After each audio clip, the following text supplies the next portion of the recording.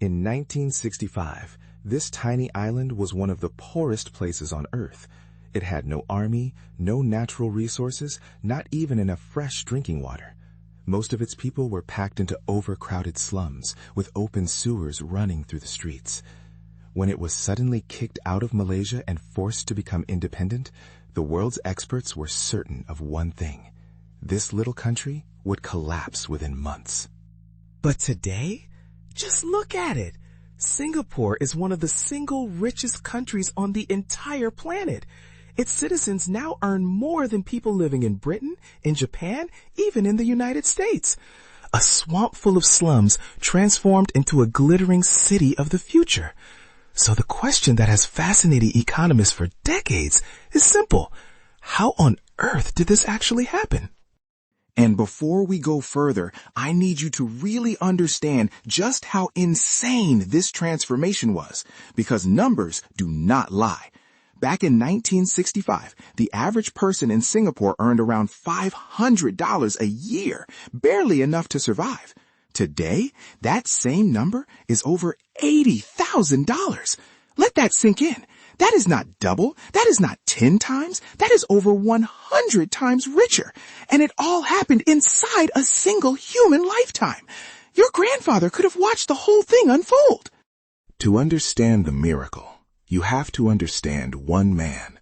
His name was Lee Kuan Yew, Singapore's very first prime minister and its ruler for over 30 years.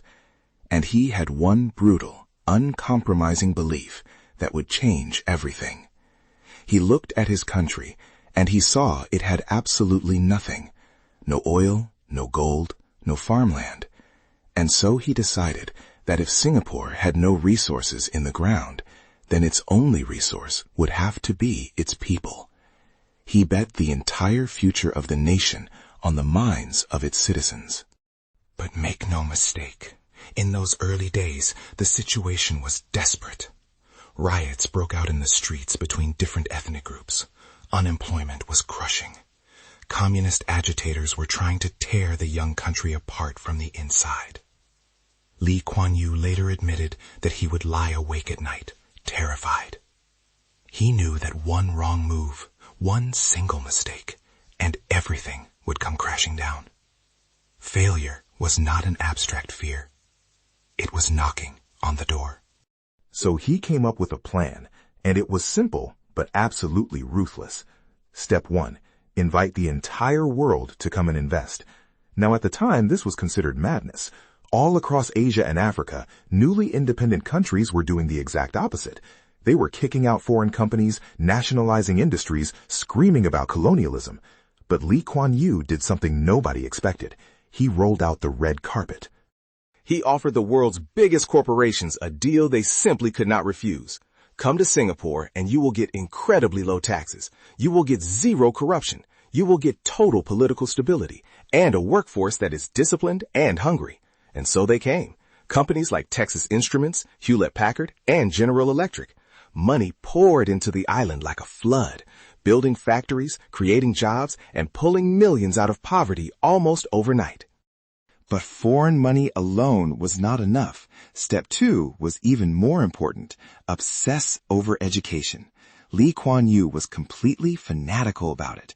He believed that a nation's mind was its true wealth, and he poured a massive share of the country's budget into schools. And here is the beautiful part. It did not matter if you were rich or poor. It did not matter what your last name was. Every single child in Singapore was given a world-class education.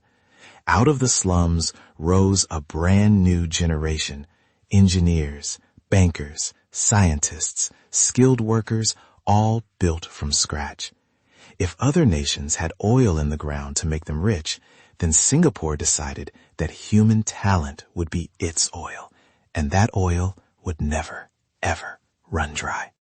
And now we get to the part that genuinely shocks people. Step 3. Lee Kuan Yew declared total war on corruption. In most of the region, bribery was simply a way of life. It was everywhere. But he did something almost unheard of. He paid his government officials enormous salaries, higher than almost anywhere in the world. His logic was cold but brilliant. If you pay a man so well that he never needs to steal, and you punish him so brutally if he ever does, then corruption simply disappears. And he meant it. Anyone caught taking a bribe, no matter how powerful, was completely destroyed. Careers ended, reputations shattered. And so, in a corner of the world absolutely drowning in corruption, Singapore became famous as one of the cleanest, most honest governments on earth. And the results? They were nothing short of staggering. From 1965 to 1973, Singapore's economy grew by almost 13% every single year. Think about that. Year after year after year. Slums were bulldozed and turned into gleaming skyscrapers. Unemployment didn't just fall, it practically vanished. In one single generation, a poor third world island had clawed its way up to become a first world superpower. It is, quite simply, one of the greatest economic success stories in all of human history. But, and this is important, it did not come for free. There was a price to pay for this miracle, and it is a price that people still argue about to this very day. Because Lee Kuan Yew ruled Singapore with an absolute iron grip. Free speech was heavily restricted.